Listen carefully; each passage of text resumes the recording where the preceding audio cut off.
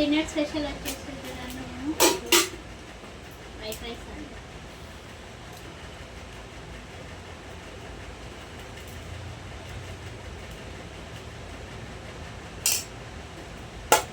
White rice and ఇది వచ్చేసి కొత్తిమీర పచ్చడి అండి.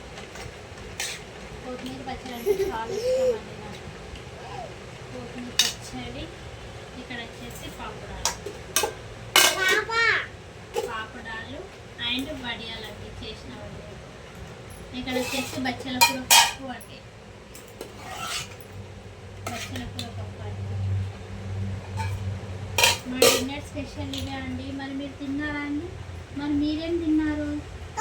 వేడి వేడి అన్నము, కొత్తిమీర పచ్చడి టేస్ట్ చాలా బాగుంటుందండి. నాకు వేడి వేడి అన్నంలో పచ్చడి వేసుకొని తింటే చాలా మంచిగా అనిపిస్తుంది అండి రోటి పచ్చడి.